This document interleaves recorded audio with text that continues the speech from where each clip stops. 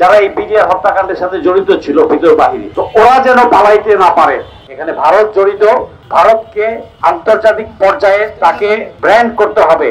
পিলখানা হত্যাকাণ্ডের জন্য পিলখানা হত্যাকাণ্ডের রিপোর্ট জমা হয়েছে। এই কমিশন 11 মাস কষ্ট করেছে, তারা আত্মহত্যা চেষ্টা করেছে সঠিকভাবে সবকিছু বের করে আনার জন্য। জানি না কতটুকু পেরেছে, বাট আমি আশাবাদী। তাদের পুরো রিপোর্ট এখনো দেখা হয়নি, দেখার সুযোগ হয়নি, শুধু প্রেস ব্রিফিংটা শুনেছি গতকাল রাতে। তো সেই অনুযায়ী বলতে পারি যে তারা যতটুকু বের করেছে এটুকু নিয়ে যেন বিচার কার্যটা শুরু হয়, এবং এই রিপোর্টে যদি কোনো কিছু বাদ থাকে বা এর বাইরে থাকে তাহলে বিচার কার্য চলার সময় পরবর্তী তদন্তে যেন বাকিগুলো বেরিয়ে আসে এবং বাকি অপরাধীদেরকেও পাকড়াও করা হয়।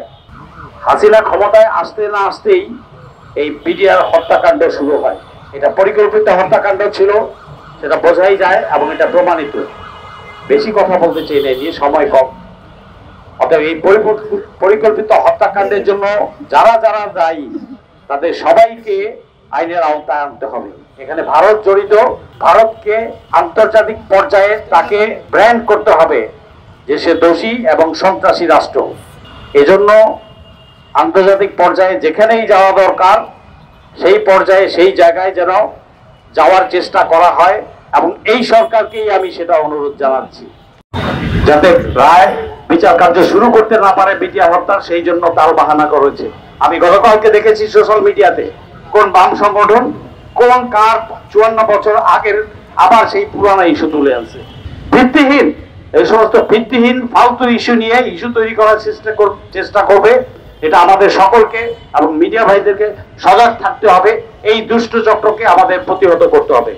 আর যেন কোনো তাল বাহানা কেউ না করতে পারে, সার্বভৌমত্ব নিয়ে যেন কোনো তাল বাহানা কেউ করতে না পারে, সে ব্যাপারে সজাগ থাকতে হবে। প্রশাসনকে সজাগ থাকতে হবে।